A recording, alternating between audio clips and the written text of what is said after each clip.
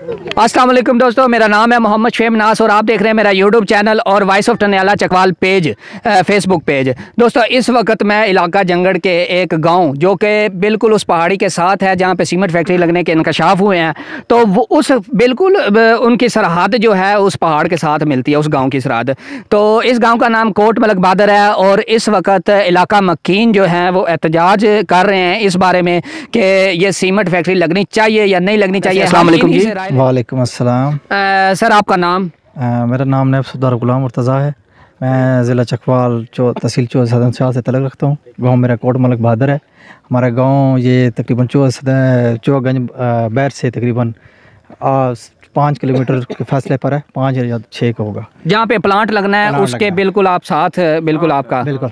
हाँ जी। तो और ये जो सामने पीछे पहाड़ हमें नज़र आ रहा है, क्या यही पहाड़ है जहाँ पे लगनी है वो फैक्ट्री? ये जो सामने आपको पहाड़ सफ़ेद पत्थर नज़र आ रहा है, यही मतलब फैक्ट्री तो नीचे होगी लेकिन उन्होंने ये जो मलबा यहाँ से उठाना है। अच्छा, तो इस मतलब आप क्यों चाहते हैं कि यहाँ पे फैक्ट्री ना लगे, इसमें वजह क्या है? इसमें वजह ये है कि पहली तो ये जो जंगलात है, आप देखें रावलपिंडी से आएँ तो रावलपिंडी से ये रोड चले जाएँ वज़ीराबाद तक चले जाएँ, आगे हाफसाबाद तक चले जाएँ, तो किसी जगह पर सरगोदे तक चले जाएँ, कहीं आपको जंगल नज़र नहीं आएगा।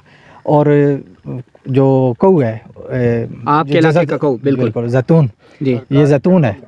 इसको जैतून जो है ये तकरीबन 100 साल के बाद ये पौधा जो है ना ये जवान होता है, मतलब अपनी अरूज में आता है। लेकिन आपके इधर कितनी तादाद होगी जैतून की? इसमें तकरीबन हमारे जो है कम से कम भी आप 50-60 हज़ार से ऊपर ही है।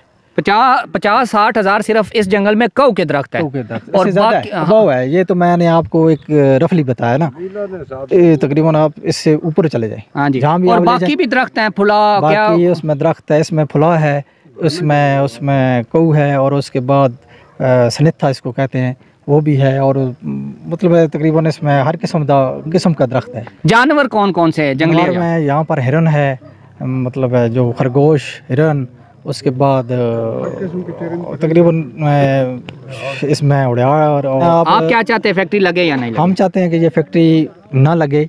इससे ये होगा कि आपका पानी जो है, ये जो पानी है आपका रही जा रही है पानी की, इसमें पानी ज़मीन में नहीं रहेगा क्योंकि हाइट पर है, पानी हमेशा निचली सतह पर होता है।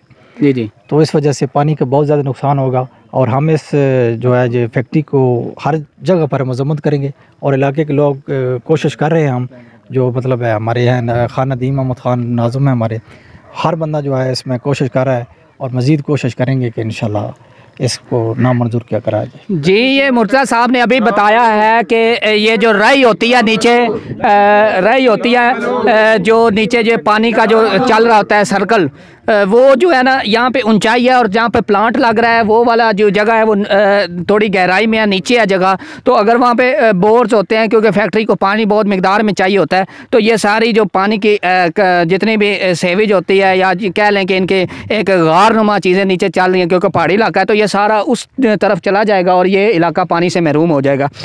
जी भाई साहब, आप कुछ हमें बताएँ कि आपके जो ये गाँव है, गाँव आप मुझे ये बताएं, मैं पकड़ूंगा इंशाल्लाह, कोई मसला नहीं। आप मुझे बताएं आपकी उम्र कितनी है? मेरी उम्र 62 साल है। और 62 साल में आप जो इस जंगल में आप जाते आते हैं, आपने 62 साल में इस जंगल को कैसा पाया? क्या कौन कौन से दरख्त हैं, कौन कौन से जंगली है? हमारा जंगल जो है ये बहुत अच्छा जंगल है। हम गरीब लोग हैं, इस जंगल में गुजारा करते हैं। जंगल के पानी से तालाब बनाया हुआ है, ये बेज़बान माल है, उसी में गुजारा है हमारा। गरीब लोग हैं, लकड़ी काट के लोग गुजारा करते हैं, तो इसलिए हम बहुत परेशान हैं। तो आपको चाहिए कि ये फैक्ट्री जो है नामंजूर। ये जो जानवर ये आपने जानवर जो है ना, आपने कहा है कि वो पानी पीते हैं तालाबों से, तो ये जो जानवर हैं ये आप घर में नहीं बांध के रखते या जंगलों में जाते? क्या ये घर में हमारा गुजारा नहीं है, हम गरीब लोग हैं, हमारी ज़मीनें कम हैं, जंगल में घास है, उधर ही गुजारा करते हैं, उधर ही पानी का गुजारा है। ये गांव में पानी बहुत कम है, सप्लाई का पानी भी जो है बहुत कम है, पानी भी जंगल में तमाम गुजारा ये जंगल में। बिस्मिल्लाहिर्रहमानिर्रहीम। इलाका जंगड़ का नंबरदार अमीर आजम बोल रहा। इस इलाके दे विच एक फैक्ट्री जो कि हम इसको एक गरीब आवाम का नुकसान है, जंगल है, परिंद चरिंद गुजारा करते हैं।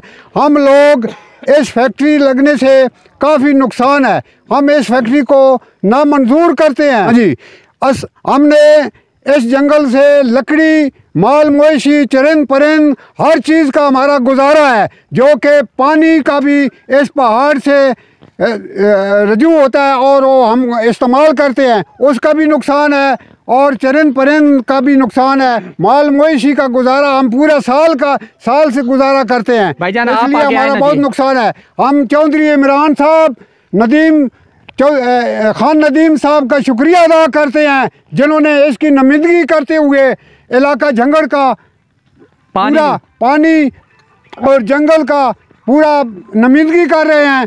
हम उनका शुक्रिया अदा करते हैं। अल्लाह हाफ़िज़। कोई और प्यारा भाई जो अपनी राय देना चाहता हो? जी अस्सलाम वालेकुम। जी वालेकुम सलाम। जी आपका नाम? जी मेरा सर नाम आतिफ हुसैन है और ये कोट मलक बहादुर के साथ हमारा गांव है बगवाल बाला, वहाँ से ताल्लुक़ है। कितनी दूर गांव है ये दूसरा? ये साथ ये गांव है, ये पीछे पहाड़ी है और ये साथ हमारा गांव है, ये साथ कोट मलक बहादुर है। यानी एक ही गांव तकरीबन? क्या एक ही आप क्या लें। अच्छा तो आप मुझे एक छोटी सी रिक्वेस्ट है आपसे कि आपने 2-3 चीज़ें ना हमें क्लियर करनी है, क्योंकि हम यहाँ पे आपकी आवाज़ बनने के लिए आए हैं। जी जी। पहला आपने बताना कि ये जंगल क्यों ज़रूरी है आपके लिए। दूसरा आपने ये बताना है कि इसमें क्या कौन कौन सी चीज़ें पाई जाती हैं, ठीक है, बेशक वो आपकी ज़रूरत की नहीं। और तीसरा ये बताना है कि फैक्ट्री क्यों नहीं लगनी चाहिए। अच्छा, इसमें जो सबसे बड़ी दलील दी जा रही है फैक्ट्री वालों की तरफ से कि अगर फैक्ट्री यहाँ पे लगती है तो यहाँ के जो मकामी लोग हैं, जो इलाके के लोग हैं, उनको रोज़गार मिलेगा। अब उसमें ये मैं बात करना चाहता हूँ कि इस इलाके का जो इन्हिसार है वो माल मवेशी पालना है। यहाँ पे हर दूसरे या तीसरे घर में लोगों ने माल मवेशी पाल रखे हैं, बकरियाँ पाल रखी हैं, दीगर जो मवेशी हैं वो पाल रखे हैं, और वो सारा डिपेंड करते हैं इस जंगल के ऊपर। ठीक है जी। अब ये जो अभी ईद गुजरी है, हर दूसरे तीसरे घर ने लाखों रुपए मालियत के जानवर बेचे और अब उसका मुनाफा हासिल किया। अब अगर 100 फैक्ट्रियाँ भी यहाँ पे लगती हैं तो वो हर घर में तो मुलाजमत नहीं दे सकते।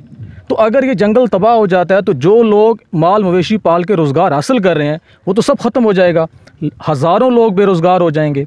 तो ये जो इनकी दलील है ये तो बिल्कुल आप कह लें बेबुनियाद है। 500 या 1000 लोगों को रोज़गार मिलेगा, उसकी वजह से फैक्ट्री लगने की वजह से बेशुमार 10-12 हज़ार क्या 20,000 लोग बेरोज़गार हो जाएंगे जो मवेशी पाल रहे हैं। अच्छा, मुझे ये बताएं कि इस जंगल में कौन कौन सी चीज़ें मौजूद? दूसरी चीज़ ये है, जैसे आप कह रहे हैं कि कुछ चीज़ें ऐसी होती हैं कि जो शायद हमारी ज़रूरत के लिए नहीं हो, लेकिन वो जो नेचर है उसके लिए बड़ी ज़रूरी होती है। जैसे हयातियाती तनव्वु कहते हैं, जैसे ये जो चरिंद परिंद हैं, इसी तरह जो जंगलात हैं, जो दरख्त हैं, ये जो सारी चीज़ें हैं, ये जो हयातियाती तनव्वु होता है उसके लिए बड़ी ज़रूरी होती हैं। जैसे अभी आप यहाँ पे खड़े हैं, बड़ा ज़बरदस्त मौसम है, कोई इतनी ज़्यादा गर्मी नहीं है, उसकी वजह ये जंगल है, ये जो पीछे पहाड़ है, ये जो पहाड़ है, ये जो जंगल है। फिर ये लाइमस्टोन है जिसके ऊपर इनकी नज़र है। ये ठंडा पत्थर होता है कि जिस जगह पे ये मौजूद होता है वहाँ का जो मौसम होता है वो ठंडा होता है, गर्मी की शिद्दत को ये कम करता है। तो अगर ये उठा लेंगे तो मुझे बताएं, ये तो बिल्कुल खंडर बन जाएगा।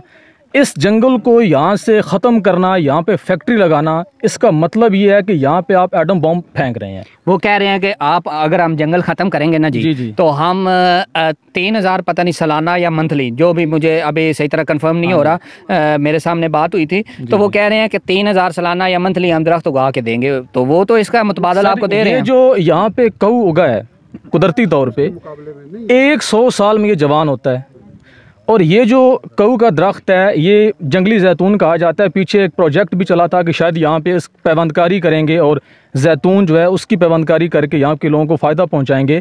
तो ये तो आने वाले 200 साल तक ये दोबारा नहीं उग सकता। तो ये तो खामखा मनगढ़ंत बातें हैं, सिर्फ लोगों को बेवकूफ़ बनाने के लिए। ये कऊ के ये तो लाखों की तादाद में। ये तो अभी जो पिछली जो हुकूमत थी उसने ये प्रोजेक्ट यहाँ पे शुरू करना था, लेकिन फिर वो किसी और जगह हो गया। अच्छा, एक और चीज़ है कि साबका हुकूमत ने इस पूरी पट्टी को नेचर रिजर्व डिक्लेयर किया था। आपको भी याद होगा, आड़ा में वो चीफ जस्टिस साहब ने, अमीन असलम साहब जो उस वक्त के मौलियात के वजीर थे, वो आए थे, उन्होंने बाकायदा इसका इनॉग्रेशन भी किया था। अब जो इलाका नेचर रिजर्व डिक्लेयर हो चुका है उसी के अंदर फैक्ट्री लगा के पूरी नेचर को तबाह कर रहे हैं। तो ये किसी सूरत ये फैक्ट्री हमारे इलाके के मफाद में नहीं है। ये जो लोग दलील दे रहे हैं ये मन गढ़ंत दलीलें हैं। अच्छा, मुझे कोई फायदा नहीं है। एक और छोटी सी बात बता दें, जंगली हयात आपके करीब कौन कौन से हैं? सर, इसमें अगर आप जानवरों की बात करें, खरगोश तो बेतहाशा तादाद में, हिरन है, उसके अलावा तीतर हैं, बटेर हैं बहुत सारे। इसके अलावा यहाँ पे और भी काफ़ी सारी ऐसी वो हैं जानवर हैं, परिंदे हैं जो यहाँ पे मौजूद हैं, जो शायद अभी मेरे नॉलेज में नाम भी हों। दरख्त आपके सामने हैं, बेशुमार दरख्त हैं, लाखों की तादाद में। अच्छा, एक और चीज़ है, एक और मैं चीज़ कहना चाहता हूँ।